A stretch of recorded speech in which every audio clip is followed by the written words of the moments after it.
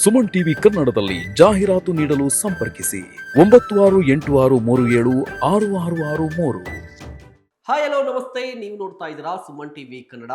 ನಾನು ಮಹೇಶ್.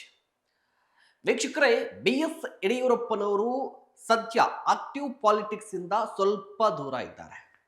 ಆದರೂ ಕೂಡ BS ಯಡಿಯೂರಪ್ಪನವರ ಹೇಳಿಕೆ ಇಂಪ್ಯಾಕ್ಟ್ ಜಾಸ್ತಿ ಇರುತ್ತೆ. ಅವರ ನಡೆ ಮತ್ತು ನುಡಿ ಸಾಕಷ್ಟು ಪರಿಣಾಮ ಬೀರುತ್ತೆ ರಾಜ್ಯ ರಾಜಕಾರಣದ ಮೇಲೆ. ಅದೇ ರೀತಿಯಾಗಿ ಈಗ BS ಯಡಿಯೂರಪ್ಪನವರು ಒಂದು ಸ್ಪಷ್ಟ ಸಂದೇಶವನ್ನ ರವಾನೆ ಮಾಡಿದ್ದಾರೆ. ಅದು ಬಿಜೆಪಿಯ ನಾಯಕರಿಗೆ ಮತ್ತು ಕಾರ್ಯಕರ್ತರಿಗೆ. ಆ ಸ್ಪಷ್ಟ ಸಂದೇಶ ಏನು? ಈ ಸ್ಪಷ್ಟ ಸಂದೇಶದಿಂದ JDSಗೆ ಮತ್ತು ಬಿಜೆಪಿ ನಾಯಕರು ಕೊಟ್ಟಿರುವಂತಹ ಈ ವಾರ್ನಿಂಗ್ ಅಥವಾ ಹೇಳಿಕೆಯಿಂದ JDS ಪಾರ್ಟಿಯಲ್ಲಿ ಆಗುವಂತಹ ಬದಲಾವಣೆಗಳೇನು, ಕಾಂಗ್ರೆಸ್ ಮೇಲೆ ಯಾವ ರೀತಿಯಾಗಿ ಇಂಪ್ಯಾಕ್ಟ್ ಆಗುತ್ತೆ, ಇದರ ಕಂಪ್ಲೀಟ್ ರಿಪೋರ್ಟ್ ಅನ್ನ ಕೊಡ್ತಾ ಹೋಗ್ತೀನಿ. ಅದಕ್ಕೂ ಮುನ್ನ ನೀವು ಇನ್ನೂ ನಮ್ಮ ಚಾನಲ್ ಅನ್ನ ಸಬ್ಸ್ಕ್ರೈಬ್ ಮಾಡಿಲ್ಲ ಅಂದ್ರೆ ದಯವಿಟ್ಟು ಈ ಕೂಡಲೇ ಸಬ್ಸ್ಕ್ರೈಬ್ ಮಾಡಿ.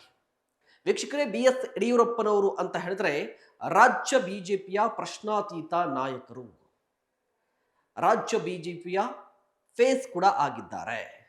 ವೋಟ್ ಪುಲ್ಲರ್ ನೋಡಿ, ದೇಶಕ್ಕೆ ನರೇಂದ್ರ ಮೋದಿ ಆಗಿರಬಹುದು, ಬಟ್ ಕರ್ನಾಟಕ ಅಂತ ಬಂದಾಗ BS ಯಡಿಯೂರಪ್ಪನವರೇ ಈಗಲೂ ಕೂಡ ಬಿಜೆಪಿಗೆ ಆಸ್ತಿ ಎಲ್ಲವೂ ಕೂಡ ಆಗಿದ್ದಾರೆ. ವೋಟ್ ಪುಲ್ ಮಾಡ್ತಾರೆ. BS ಯಡಿಯೂರಪ್ಪನವರು ರಾಜ್ಯದ ಯಾವುದೇ ಮೂಲೆಗೆ ಹೋದರೂ ಕೂಡ ಸಾಕಷ್ಟು ಅಭಿಮಾನಿಗಳು ಬರ್ತಾರೆ. ಜೊತೆಗೆ ಅವರ ಮಾತಿಗೆ ಬೆಂಬಲ ವ್ಯಕ್ತಪಡಿಸುವಂತಹ ಲಕ್ಷಾಂತರ ಮಂದಿ ಈಗಲೂ ಕೂಡ ಇದ್ದಾರೆ. ಇದೆಲ್ಲವನ್ನ ಮೀರಿ ಲಿಂಗಾಯತ ಸಮುದಾಯದ ಪ್ರಶ್ನಾತೀತ ನಾಯಕರು ಕೂಡ ಹೌದು. ಕರ್ನಾಟಕ ಅಂತ ಬಂದ್ರೆ ಸದ್ಯಕ್ಕೆ ನೆನಪಾಗುವಂಥದ್ದು ಸಿದ್ದರಾಮಯ್ಯನವರು, BS ಯಡಿಯೂರಪ್ಪನವರು, ಅದಾದ ನಂತರ ಕುಮಾರಸ್ವಾಮಿ ಅವರು. ಕಾಂಗ್ರೆಸ್ಗೆ ಸಿದ್ದರಾಮಯ್ಯ, ಬಿಜೆಪಿಗೆ BS ಯಡಿಯೂರಪ್ಪನವರು, JDSಗೆ ಕುಮಾರಸ್ವಾಮಿ. ಬಿಜೆಪಿ ಅಂತ ಹೇಳಿದ್ರೆ ಯಡಿಯೂರಪ್ಪನವರು ನೆನಪಾಗ್ತಾ ಇದ್ರು, ಬಟ್ ಈಗ ಅವರು ಸೈಡ್ ಲೈನ್ ಆಗಿದ್ದಾರೆ ಅಥವಾ ಆಕ್ಟಿವ್ ಪಾಲಿಟಿಕ್ಸ್ ನಿಂದ ದೂರ ಇದ್ದಾರೆ. ಹೀಗಿದ್ರೂ ಕೂಡ ಅವರು ಮಾತು ನಡೆಯುತ್ತೆ.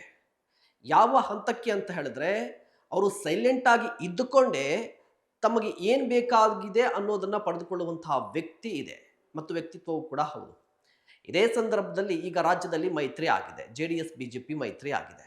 ಈ ಮೈತ್ರಿ ಬಗ್ಗೆ ಪ್ರೀತಮ್ ಗೌಡ ಒಂದು ಹೇಳಿಕೆಯನ್ನ ಕೊಟ್ಟಿದ್ರು. ಇದಾದ ನಂತರ ವಿಜೇಂದ್ರ ಅವರು ಒಂದು ಹೇಳಿಕೆಯನ್ನ ಕೊಟ್ಟಿದ್ರು.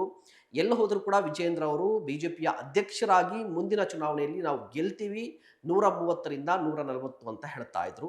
ಇದರಿಂದ JDS ಅಲ್ಲೂ ಕೂಡ ಒಂದಿಷ್ಟು ಗೊಂದಲ ಉಂಟಾಯಿತು. ನಿಖಿಲ್ ಕುಮಾರಸ್ವಾಮಿ ಅವರೇ ಮುಂದಿನ CM ಅಂತ ಹೇಳಿಕೆಯನ್ನ ಕೊಡ್ತಾ ಇದ್ರು. ಮುಂದಿನ CM ವಿಚಾರಕ್ಕೆ ಬಂದಂತಹ ಸಂದರ್ಭದಲ್ಲಿ ಛಲವಾದಿ ನಾರಾಯಣ ಸ್ವಾಮಿ ಅವರು 113 ಯಾರು ಗೆಲ್ತಾರೋ ಅವರೇ CM ಅಂತ ಹೇಳಿಕೆಯನ್ನ ಕೊಟ್ಟರು. ಇದಕ್ಕೆ ರಿಯಾಕ್ಟ್ ಮಾಡಿದಂತಹ ಕುಮಾರಸ್ವಾಮಿ ಅವರು ಮುಖ್ಯಮಂತ್ರಿಯ ವಿಚಾರ ಈಗ ಯಾಕೆ ಅಂತ ಪ್ರಶ್ನೆಯನ್ನ ಕೇಳಬಿಟ್ಟು, ಎಲ್ಲವೂ ಮುಗಿಯಿತು, ಇನ್ನು ಬಿಜೆಪಿ JDS ಅಲ್ಲಿ ಗೊಂದಲ ಇರೋದಿಲ್ಲ ಅಥವಾ ಈ ಗೊಂದಲಕ್ಕೆ ಯಾರೋ ಒಬ್ರು ಫುಲ್ ಸ್ಟಾಪ್ ಹಾಕ್ತಾರೆ ಅನ್ನುವ ಹಂತಕ್ಕೆ ಬಂದಂತಹ ಸಂದರ್ಭದಲ್ಲಿ ಈಗ BS ಯಡಿಯೂರಪ್ಪನವರು ಒಂದು ಹೇಳಿಕೆಯನ್ನ ಕೊಟ್ಟಿದ್ದಾರೆ. ಆ ಹೇಳಿಕೆ ಏನು ಅಂತ ಹೇಳಿದ್ರೆ, ಮುಂಬರುವ ಚುನಾವಣೆಯಲ್ಲಿ ಅರ್ಥಾತ್ 2028 ರಾಜ್ಯ ವಿಧಾನಸಭಾ ಚುನಾವಣೆಯಲ್ಲಿ ಬಿಜೆಪಿ ಸ್ವಂತ ಬಲದಿಂದ ಅಧಿಕಾರವನ್ನ ಹಿಡಿಯುತ್ತೆ.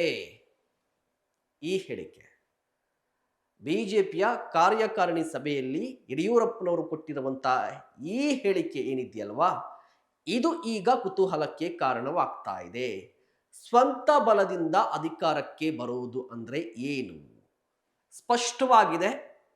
ಸ್ವಂತ ಬಲ ಅಂತ ಹೇಳಿದ್ರೆ ಏಕಾಂಗಿಯಾಗಿ ಬಿಜೆಪಿ ಏಕಾಂಗಿಯಾಗಿ ಮ್ಯಾಜಿಕ್ ನಂಬರ್ 113 ಕ್ರಾಸ್ ಮಾಡುತ್ತೆ, ಅಧಿಕಾರವನ್ನ ಹಿಡಿಯುತ್ತೆ ಅಂತ ಅವ್ರು ಹೇಳಿರುವಂಥದ್ದು. ಹಾಗಾದ್ರೆ JDSನ ಕತೆ ಏನು? JDSನ ಕತೆ? ಒಂದು ಕಡೆ NDA ಮೈತ್ರಿಕೂಟ, ಬಿಜೆಪಿ JDS ಮೈತ್ರಿ ಆಗಿದೆ. ಮೈತ್ರಿ ಪಕ್ಷಗಳಲ್ಲಿ ಅಥವಾ ದೋಸ್ತಿಗಳಲ್ಲಿ ಮುಂದಿನ ಚುನಾವಣೆ ಅಂತ ಬಂದಾಗ ಯಾರು ಕೂಡ ಸ್ವಂತ ಬಲ ಅಂತ ಹೇಳುವುದಿಲ್ಲ. NDA ಗೆಲ್ಲುತ್ತೆ ಅಂತ ಮಾತ್ರ ಹೇಳ್ತಾರೆ. ಅದನ್ನೇ ಕುಮಾರಸ್ವಾಮಿ ಅವರು ಒತ್ತಿ ಒತ್ತಿ ಹೇಳ್ತಾ ಇದ್ದದ್ದು, ನಾವು NDA ಮೈತ್ರಿಕೂಟದಲ್ಲಿದ್ವಿ ಅಂತ ಹೇಳಿ. ಬಟ್ ಯಡಿಯೂರಪ್ಪನವರು NDA ಅನ್ನುವ ಪದವನ್ನ ಯೂಸ್ ಮಾಡಲೇ ಇಲ್ಲ. ಬಿಜೆಪಿ ಸ್ವಂತ ಬಲದಿಂದ ಅಂದ್ರೆ ಯಾವುದೇ ಮಿತ್ರ ಪಕ್ಷಗಳ ಬೆಂಬಲ ಅಥವಾ ಹಂಗಿನಿಂದ ನಾವು ಅದಕ್ಕೆ ಅಧಿಕಾರಕ್ಕೆ ಬರುವುದಿಲ್ಲ ಅಂತ ಹೇಳಿಕೆಯನ್ನ ಕೊಟ್ಬಿಟ್ಟಿದ್ದಾರೆ. ಈ ರೀತಿಯಾಗಿ ಕರೆ ಕೊಟ್ಟಿರುವಂಥದ್ದು ಬಿಜೆಪಿಗರಿಗೆ ಖುಷಿಯನ್ನ ತಂದಿದೆ. ಯಾರು JDSನ ಮೈತ್ರಿಯನ್ನ ವಿರೋಧ ಮಾಡ್ತಾ ಇದ್ರು ಅವರು ಕೂಡ ಖುಷಿಯನ್ನು ಕೊಟ್ಟಿರಬಹುದು. ಬಟ್ JDS ಇದರಿಂದ ಏನನ್ನ ಕಲಿಬೇಕಾಗಿದೆ? JDS ಮೇಲೆ ಯಾವ ರೀತಿಯಾಗಿ ಪರಿಣಾಮ ಬೀರುತ್ತೆ ಅಂತ ಹೇಳಿದ್ರೆ ಪರಿಣಾಮ ಸ್ಪಷ್ಟ. ಈಗಾಗಲೇ JDSನಲ್ಲಿ BJP ಜೊತೆಗಿನ ಮೈತ್ರಿ ಬಗ್ಗೆ ಒಂದಿಷ್ಟು ಗೊಂದಲ ಇದೆ.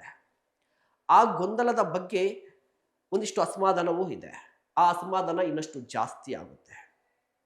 ಈಗೇನು ಆ ಬಿರುಕೇನು ಬಿಡ್ತಾ ಇತ್ತಲ್ವಾ ಮೈತ್ರಿಯಲ್ಲಿ, ಆ ಬಿರುಕು ಇನ್ನಷ್ಟು ಜಾಸ್ತಿ ಆಗುತ್ತೆ, ದೊಡ್ಡದಾಗುತ್ತೆ.